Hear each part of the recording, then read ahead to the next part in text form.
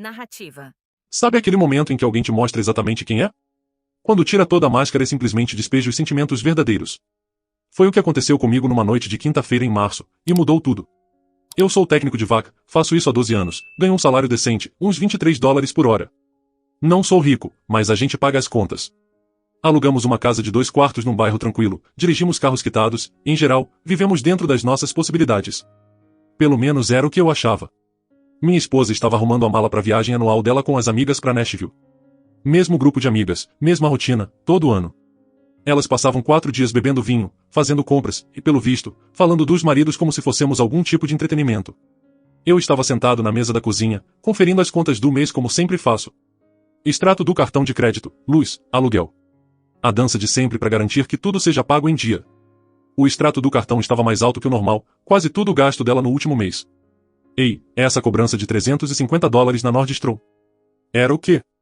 Perguntei, sem acusar, só tentando entender para onde foi nosso dinheiro. Ela olhou por cima da roupa que estava dobrando, já irritada. Aqueles sapatos que comprei pro casamento da Sydney. Sabe, as sandálias pretas. $350 em sapatos. Falei, isso é mais que a conta de luz.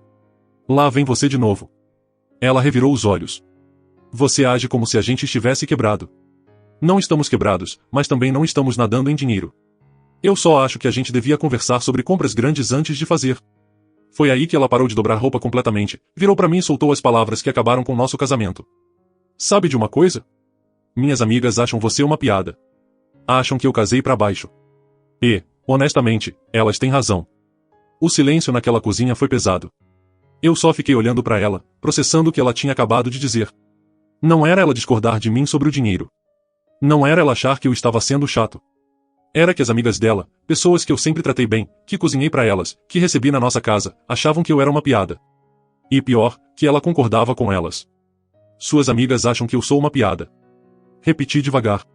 É, acham. O Jeremy ganha o dobro do que você ganha. O marido da Penny acabou de ser promovido para gerente regional. E eu aqui, casada com um técnico de vac que questiona cada compra que eu faço. Ela disse técnico de vac como se fosse algo vergonhoso. Como se o trabalho que eu faço, a habilidade que levei mais de uma década para dominar, o emprego que paga essa casa e aqueles sapatos de $300, fosse abaixo dela. Fechei o extrato do cartão e olhei para ela. Ela estava lá de mãos na cintura. Como se estivesse orgulhosa do que tinha acabado de falar. Como se finalmente tivesse me dito uma verdade dura que eu precisava ouvir. Então é assim que você me vê, falei. É isso que você acha do homem com quem casou. Só estou sendo honesta.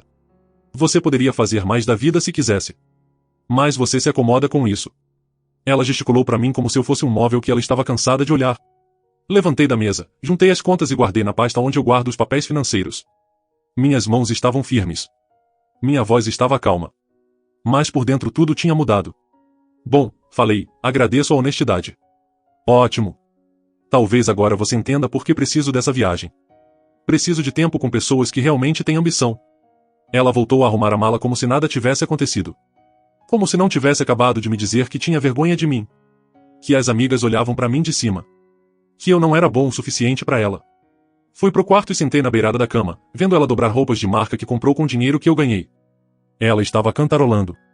Cantarolando de verdade. Como se estivesse aliviada por finalmente ter dito o que pensava. Foi aí que eu soube. Isso não era sobre os sapatos nem sobre o cartão de crédito. Era sobre respeito. E quando o respeito acaba, não volta. Ela achava que eu era uma piada. Achava que as amigas estavam certas em olhar para mim de cima. Tinha vergonha de estar casada com alguém que trabalha com as mãos. Alguém que não ganha 6 dígitos. Alguém que é só normal. Mas o que ela não entendia era que a piada não era comigo. Estava prestes a ser com ela. Tirei o celular do bolso e mandei uma mensagem pro meu irmão Matthew. Posso ficar na sua casa um tempo? A partir desse fim de semana. Explico depois. A resposta dele veio em 30 segundos. Claro. Tá tudo bem. Vai ficar. Respondi. Minha esposa ainda estava cantarolando no closet, escolhendo roupas para impressionar pessoas que achavam que o marido dela era abaixo delas. Ela não fazia ideia de que tinha acabado de dizer a última coisa desrespeitosa que diria para mim. A viagem que ela estava tão animada. Aquela em que ia reclamar de mim com as amigas bem-sucedidas. Ela ia ter muito mais assunto do que imaginava. Olhei o calendário no celular. Ela ia ficar fora de sexta de manhã até segunda à noite. 4 dias. Ia dar tempo de sobra para mostrar para ela como uma piada realmente parece. A sexta de manhã chegou rápido. Ela acordou cedo, conferindo as malas pela terceira vez, garantindo que tinha tudo para a grande viagem. Fiz café como sempre, ovos mexidos, agi completamente normal. Tem certeza que não se importa que eu vá? Ela perguntou enquanto conferia a maquiagem no espelho do corredor. Claro que não. Você merece tempo com suas amigas. Falei, e era verdade. Ela merecia mesmo passar tempo com pessoas que compartilhavam dos valores dela. O que ela não sabia era que eu tinha ficado acordado até 2 da manhã fazendo ligações e arranjos. Incrível o quanto você consegue fazer quando está devidamente motivado. Primeira ligação foi pro meu supervisor, Rodrigues. Falei que precisava conversar sobre algo pessoal, perguntei se podíamos nos encontrar antes do meu turno. Ele é um cara legal, sempre me apoiou desde que entrei na empresa. Quando expliquei a situação, não tudo, só que estava passando por uma separação e precisava de um recomeço. Ele entendeu na hora. Tem uma vaga na filial do Brever County, ele disse. Mesmo salário, mesmos benefícios. Fica a uns 40 minutos de onde o Matthew mora. Interessado? Muito interessado. Considere feito. Pode começar lá na segunda se quiser. Segunda ligação foi pro Matthew. Meu irmão mais velho nunca faz muitas perguntas, mas sempre aparece quando precisa. Contei o que aconteceu. Palavra por palavra. Ela disse o quê? A voz dele ficou com aquele tom de raiva. Não importa mais. O que importa é que preciso de ajuda para mudar umas coisas sábado de manhã. Consegue chamar uns caras? Já tô cuidando. Eu, o Nathan da minha equipe de construção e provavelmente o Christopher, marido da Ashley. Espera, o Christopher é marido da Elizabeth. É Ashley diferente. Você sabe o que eu quis dizer. Perfeito. Vou deixar tudo pronto. Terceira ligação foi mais complicada. Nossa proprietária, Sra. Harrison. Expliquei que eu estava saindo, mas minha esposa ia ficar até o fim do contrato daqui a 3 meses. Ela podia arcar com o aluguel inteiro sozinha, ou achar uma colega de quarto, ou quebrar o contrato e pagar a multa. Não era mais problema meu. Tem certeza disso? A Sra. Harrison perguntou. Vocês pareciam felizes. As coisas mudam. Vou tirar minhas coisas até sábado à noite. O aluguel tá pago até o fim desse mês. Enquanto eu fazia essas ligações, minha esposa estava trocando mensagem com as amigas, provavelmente contando como estava animada para se afastar do marido decepcionante. Tudo bem para mim. Deixa elas se divertirem. Comecei a separar nossas coisas de forma metódica. O que era meu? O que era dela? O que compramos juntos? A TV da sala? Comprei com hora extra. A cafeteira? Presente de casamento da minha família. A mesa de jantar? Dela. O sofá? Também dela. As facas boas da cozinha? Minhas. Eu cozinho. Ela não. A parte complicada era a conta conjunta. Eu não podia simplesmente esvaziar. Isso daria problema legal depois. Mas eu podia transferir a minha metade para a conta individual que abri na quinta noite. $5.300. Exatamente metade do que havíamos poupado juntos. Amor, que horas sai seu voo? Gritei. 10h45, preciso sair daqui até 8h30. Eu te levo. Sério? Você não precisa trabalhar hoje. Pedi atestado. Pensei em passar o dia sentindo sua falta. Ela chegou a sorrir com isso. Achou que eu estava sendo fofo. A ironia era incrível. Ajudei ela a carregar as malas pro meu caminhonete. 2 malas para uma viagem de 4 dias. Ela sempre levava coisa demais, mas dessa vez jogava a meu favor. Quanto mais ela levasse, menos eu teria que lidar depois. No aeroporto, ela me deu um beijo de despedida como se tudo estivesse normal. Como se não tivesse destruído nosso casamento com um punhado de palavras cruéis menos de 24 horas antes. Ligo quando pousar, ela disse. Divirta-se com suas amigas. Espero que vocês tenham muito assunto. Ela não pegou o tom. Já estava pensando em mimosa e compras. Fiquei olhando ela entrar no terminal, puxando a mala de grife, indo passar 4 dias com pessoas que achavam que eu era uma piada. Em poucas horas, ela estaria contando para elas sobre nossa briga, provavelmente rindo de como eu questionei os sapatos de $300.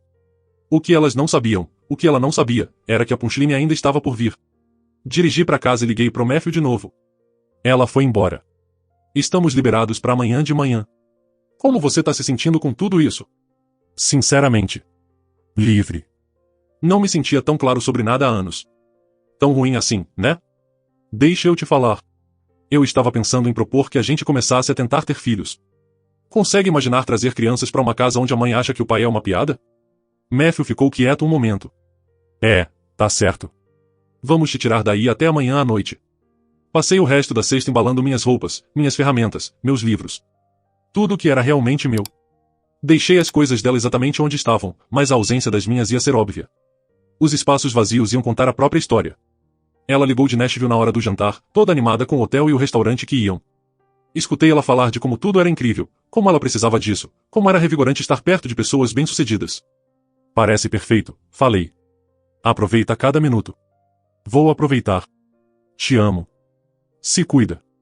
Não falei que amava ela de volta. Não ia mais mentir. Não mais. Ela nem percebeu a diferença, mas eu percebi. Parecia a primeira coisa honesta que eu dizia pra ela em anos. Sábado de manhã não podia chegar logo. Sábado de manhã, 7 em ponto. Matthew chegou com a caminhonete dele. Nathan e Christopher logo atrás na caminhonete de trabalho do Nathan. Esses caras não brincam em serviço. Chegaram prontos para trabalhar. Tá bom, qual o plano? Matthew perguntou, olhando a casa. Tudo nessas caixas vai. A TV, o micro-ondas que comprei ano passado, minhas ferramentas obviamente. Tem uma lista de tudo que é meu versus o que é dela. Christopher deu um Whistler baixo. Cara, isso é pesado. Tem certeza que não tem como resolver? Ela me disse que as amigas acham que eu sou uma piada e que ela concorda com elas. Você resolveria? Nem fodendo, Nathan disse. Bora carregar as caminhonetes. Foi surpreendentemente eficiente. 12 anos de casamento e minhas coisas de verdade couberam em 2 caminhonetes. Me fez pensar no que realmente importa, sabe? A maior parte dos móveis era dela mesmo. Ela tinha opinião sobre decoração. Eu só pagava o que ela queria. A TV foi o item maior. Samsung 55 polegadas que juntei dinheiro e comprei de presente de aniversário para mim mesmo ano passado. Ela mal assistia, sempre no celular, mas ia sentir falta com certeza. Isso vai caber na caminhonete do Matthew? Christopher perguntou. Se não couber, a gente faz caber. Minhas ferramentas foram em seguida. 2 caixas de ferramentas completas, meu cinto de trabalho, equipamento especial que acumulei ao longo dos anos. Aquilo representava meu sustento, minha expertise. A mesma expertise que ela aparentemente tinha vergonha. Essas parecem caras, Nathan comentou, levantando uma das caixas. Ferramenta boa custa dinheiro, mas dura para sempre se você cuidar. Diferente de algumas coisas. Trabalhamos firme por 3 horas. Roupas, livros, coisas de cozinha que trouxe pro casamento, meu setup de computador, até meus grãos de café daquele torrador especial do centro. Se eu paguei ou era meu antes de casar, ia. A casa começou a ficar estranha conforme esvaziávamos. Não destruída, não vandalizada, só menos. Como se alguém tivesse cuidadosamente removido metade de uma vida e deixado a outra metade intacta. Você vai deixar bilhete ou algo? Matthew perguntou enquanto carregávamos a última caixa. Já escrevi. Tirei o papel dobrado do bolso. Papel comum de caderno, escrito com minha letra normal. Nada dramático, só direto. Espero que elas achem essa punchline engraçada também. Só isso. Christopher perguntou. Só isso. Ela vai entender. Coloquei o bilhete na mesa da cozinha onde ela sempre jogava as chaves quando chegava em casa. Bem ao lado de onde ficava a pilha de contas, de volta quando eu me importava com nossas finanças. A última coisa que peguei foi minha cafeteira. A boa, não a máquina básica que ela tinha quando casamos. Eu tinha melhorado para algo decente porque acredito em fazer as coisas direito. Ela que descobrisse como fazer café com o que sobrou. Fizemos uma última ronda. Os móveis dela ainda estavam lá. Sofá, mesa de jantar, quarto, coisas de decoração. O lugar estava funcional, habitável até. Mas obviamente incompleto. O rack da TV parecia ridículo sem TV. A bancada da cozinha tinha um espaço vazio óbvio onde ficava a minha cafeteira. Acha que ela vai ficar brava? Nathan perguntou. Acho que ela vai ficar chocada. Grande diferença. Matthew trancou com a chave reserva que eu deixei para ele devolver para a senhora Harrison depois. Minha chave ia junto. Não ia mais precisar. Fizemos comboio até a casa do Matthew, descarregamos tudo na garagem e no quarto de hóspedes dele. Ele tinha liberado espaço para mim. Não me fez sentir que eu estava incomodando. É assim que família faz. Quer almoçar? Ele ofereceu depois que terminamos de descarregar. Quero, mas eu pago. Vocês mereceram. Fomos num churrasco que o Matthew gosta.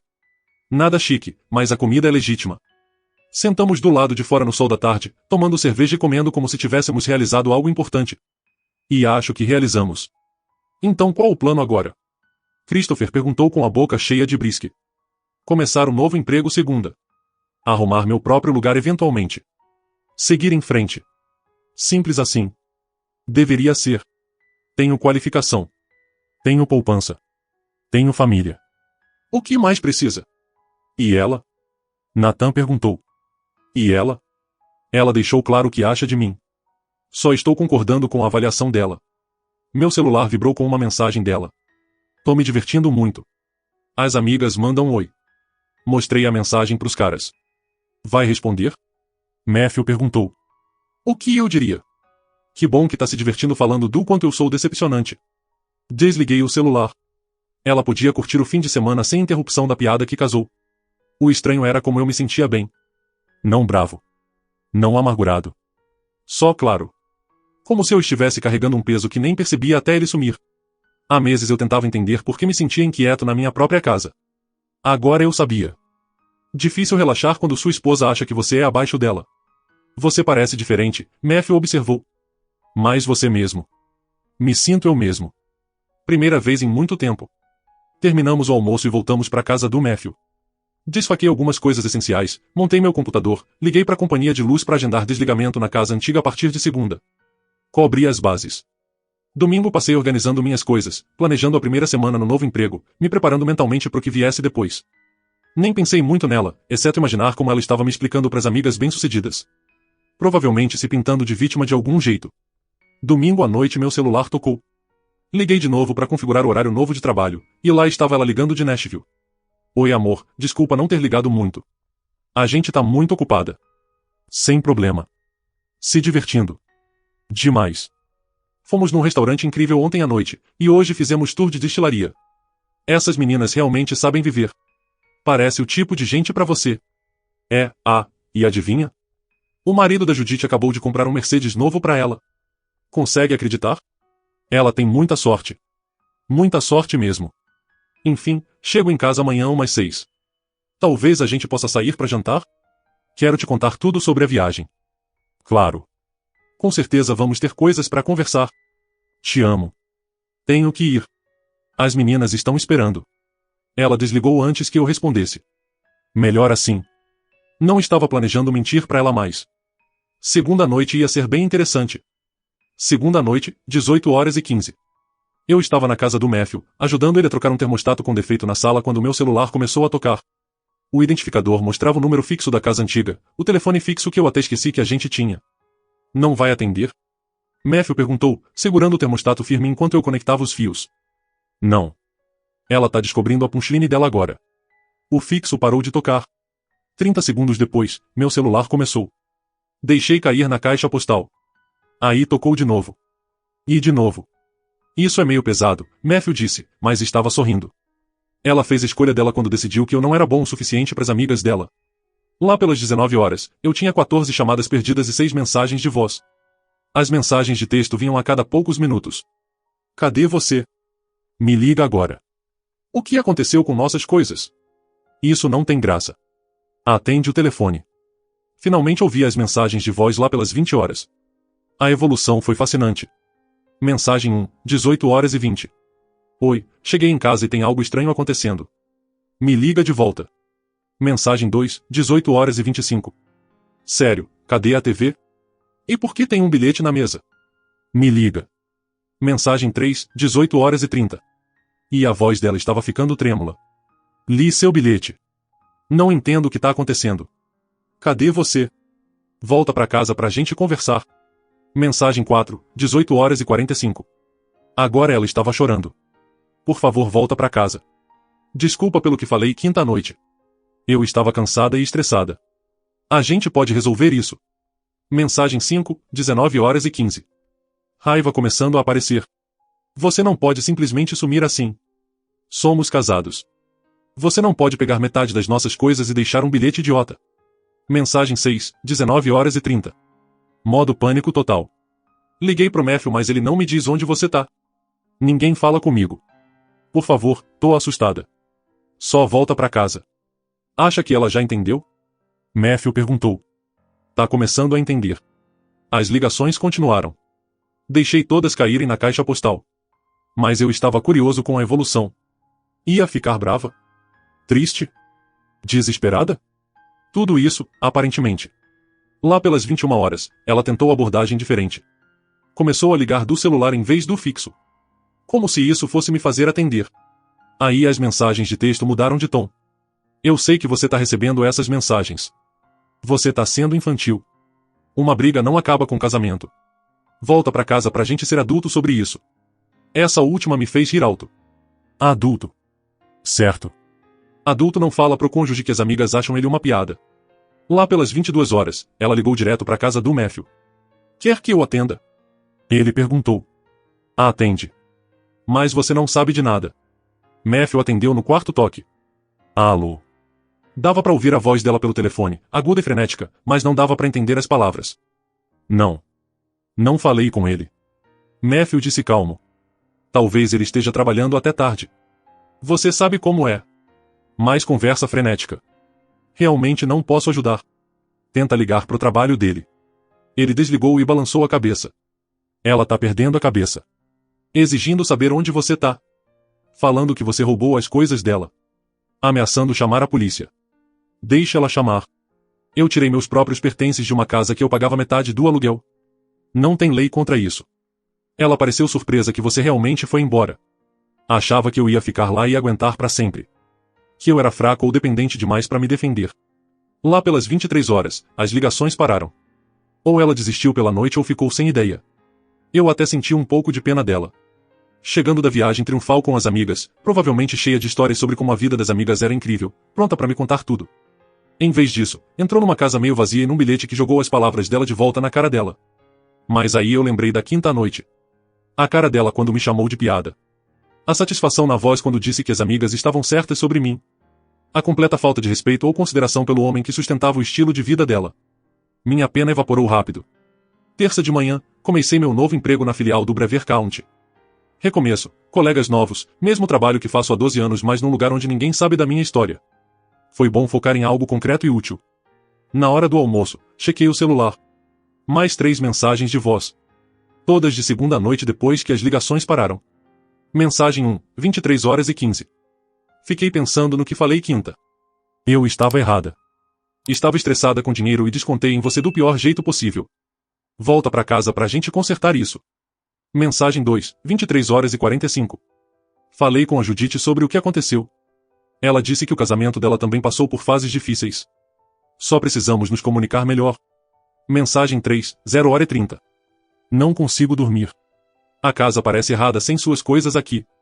Não entendo por que você simplesmente não fala comigo. Somos adultos. A gente pode resolver isso. Lá estava aquela palavra de novo. Adultos. Como se adulto não tivesse consequências pelo que fala. Como se adulto devesse simplesmente perdoar e esquecer quando o parceiro humilha. Apaguei as mensagens sem responder. Quarta trouxe estratégia diferente. Ela começou a falar com pessoas que a gente conhece, tentando montar um time de apoio. Amigos em comum começaram a me ligar. E aí, cara, sua esposa me ligou, disse o Bennett, um cara que trabalhei junto. Tá muito chateada. Diz que você sumiu depois de uma briga. Algo assim. Ela quer saber se eu soube de você. Parece preocupada. Tô bem. Só precisava de espaço pra pensar. Talvez você devesse ligar pra ela de volta. Ela parecia bem desesperada. Vou pensar. Mas não ia pensar. Isso não era sobre briga ou mal-entendido. Era sobre falta fundamental de respeito que ela mostrou. Você não volta de dizer pra alguém que ele é uma piada. Você não conserta casamento onde uma pessoa tem vergonha da outra. Quinta noite, exatamente uma semana depois que ela falou aquelas palavras. Ela tentou mais uma abordagem. Mensagem de texto longa em vez de ligações. Eu sei que você tá lendo isso. Passei muito tempo pensando essa semana. Percebi que o que falei foi cruel e errado.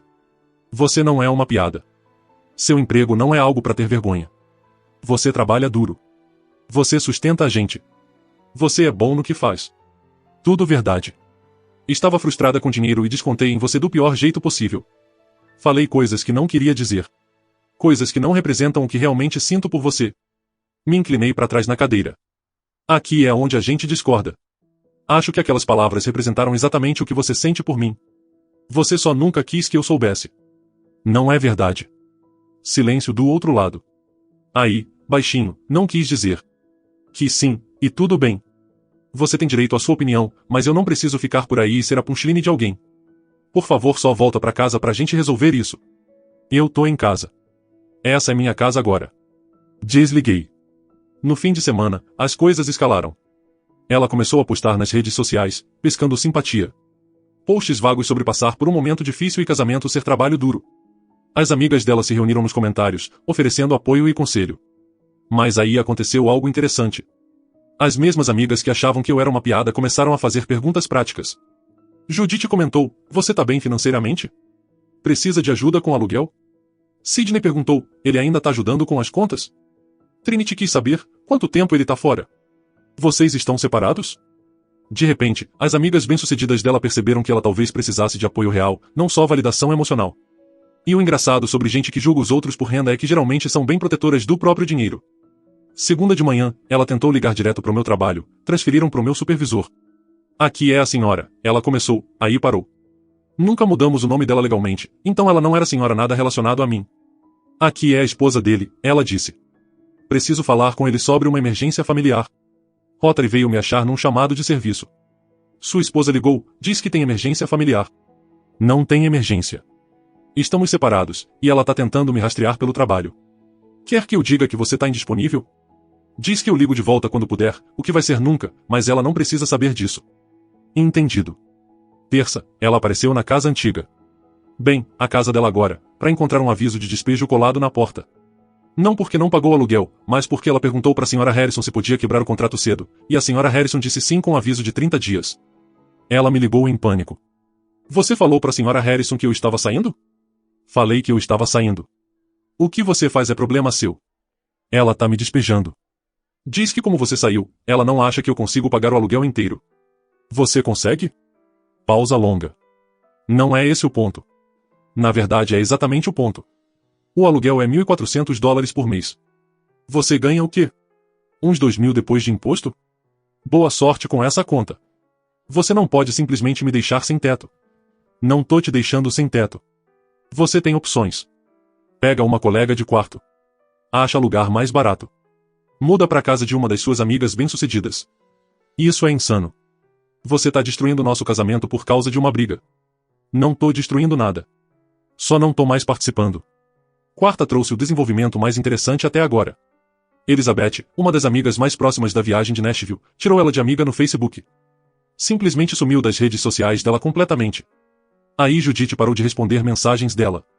Na quinta, ficou claro o que estava acontecendo. As amigas estavam se afastando. Elas tinham se inscrito para ser amigas de metade de um casal estável. Não para dar apoio emocional e possivelmente financeiro contínuo para uma mulher cuja vida estava desmoronando. As mesmas pessoas que incentivaram ela a olhar para mim de cima sumiram quando ela realmente precisou de ajuda. Sexta tarde, 2 semanas depois que eu saí, ela tentou abordagem nova. Ligou direto pro Matthew. Eu sei que ele tá ficando aí, ela disse quando o Matthew atendeu. Talvez. Preciso ver ele. Só pra conversar. Ele não quer conversar com você. Isso tá destruindo a vida dos dois.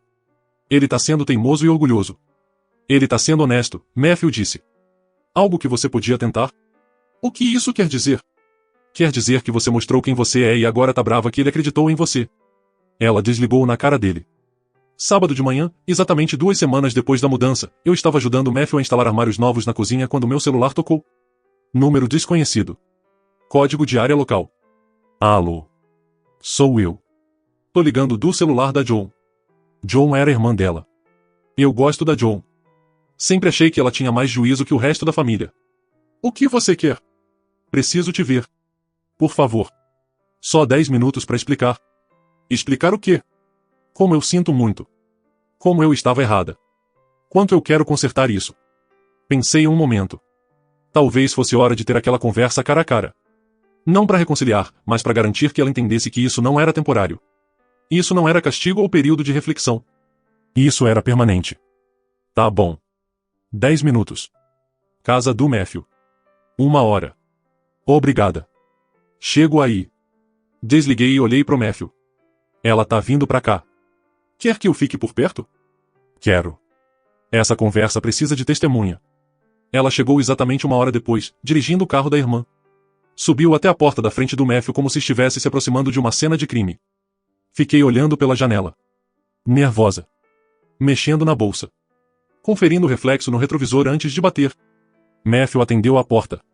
Entra. Ela entrou e me viu sentado na mesa da cozinha. Mesmo lugar onde estávamos trabalhando nos armários. Não levantei. Não sorri. Só olhei para ela. Você tá bem, ela disse, como se isso fosse quebrar o gelo. Valeu. Podemos sentar e conversar? Você tá aqui. Fala. Ela sentou na minha frente. Colocou a bolsa na mesa com as mãos tremendo. 2 semanas de estresse e incerteza tinham acabado com ela. Parecia cansada, derrotada. Vim pedir desculpa. Pedir desculpa de verdade. Não só falar que sinto muito porque quero que você volte. Tá bom. O que eu falei aquela noite foi cruel e errado. Você não é uma piada. Seu emprego não é algo pra ter vergonha. Você trabalha duro. Você sustenta a gente. Você é bom no que faz. Tudo verdade. Estava frustrada com dinheiro e descontei em você do pior jeito possível. Falei coisas que não queria dizer. Coisas que não representam o que realmente sinto por você. Me inclinei para trás na cadeira. Aqui é onde a gente discorda. Acho que aquelas palavras representaram exatamente o que você sente por mim. Você só nunca quis que eu soubesse. Não é verdade. Ela ficou ali sentada, olhando para mim como se eu fosse um estranho. Como se as palavras que ela tinha acabado de falar fossem de outra pessoa. Não é verdade, ela repetiu, a voz mais baixa agora. Eu te amo. Eu sempre te amei. Eu tava brava. As meninas ficam falando dos maridos delas, das viagens, das coisas que eles compram, e eu me senti pequena. Eu descontei em você. Mas eu não penso isso de verdade. Eu deixei o silêncio ficar ali um pouco. Matthew estava quieto na outra ponta da cozinha, só observando. Você sabe o que mais doeu? Falei finalmente. Não foi você me chamar de piada. Foi você achar que eu nunca ia fazer nada a respeito. Ela abriu a boca para falar, mas eu levantei a mão. Você passou anos me tratando como se eu fosse o prêmio de consolação da sua vida. Como se eu fosse o cara que paga as contas enquanto você sonha com outra coisa. E quando eu finalmente mostrei que tenho limites, você ficou chocada. Isso me diz tudo o que eu preciso saber. Lágrimas começaram a escorrer de novo, mas dessa vez eu não senti pena. Eu não quero mais isso, continuei. Não quero uma esposa que tem vergonha de mim. Não quero voltar para uma casa onde eu sou o otário que sustenta o estilo de vida que você acha que merece. Eu mereço mais que isso. E você merece alguém que se encaixe no mundo que você quer. Não sou eu. Ela abaixou a cabeça, chorando de verdade agora. Então é isso? Acabou. Acabou no momento que você falou aquelas palavras e quis dizer elas. Eu me levantei. Divórcio sem culpa aqui no estado. A gente divide o que entrou depois do casamento, que é quase nada. Você fica com suas coisas, eu fico com as minhas. A casa alugada some em 3 meses. Você vai se virar. Como adulta. Ela levantou o olhar, olhos vermelhos. Eu não tenho pra onde ir. Você tem sua família. Suas amigas bem-sucedidas. Elas vão te ajudar, né? Foi o que você sempre disse. Matthew se mexeu na porta, um lembrete sutil que o tempo dela tinha acabado. Ela pegou a bolsa, levantou devagar. Eu te amei, sabe? De verdade. Eu também. E foi por isso que doeu tanto. Ela saiu sem olhar para trás. Ouvi o carro da irmã dando partida, o barulho sumindo rua abaixo. Matthew fechou a porta. Você tá bem? Respirei fundo, pela primeira vez em anos sem peso no peito. Tô ótimo. 3 meses depois, o divórcio saiu. Rápido, limpo, sem briga. Ela tentou pedir pensão uma vez, o juiz riu da cara do advogado dela. Eu já estava morando num apartamento novo, pertinho do trabalho novo, com vista pro lago. Comprei uma cafeteira melhor ainda. Uma TV maior. Uma cama que era só minha. As ferramentas continuam brilhando na garagem. O caminhonete tá com pneu novo. A vida tá simples, quieta, e pela primeira vez em muito tempo, é minha. Ela mudou de cidade, pelo que eu vi. Trabalha de gerente num salão agora. Posta foto com vinho e legenda sobre novo capítulo e aprendizado. As amigas de Nashville sumiram todas. Às vezes recebo mensagem de número desconhecido. Ainda penso em você. Apago e bloqueio. Porque eu não penso mais nela. A piada, no final, foi dela o tempo todo. E eu? Eu tô rindo por último. E rindo melhor.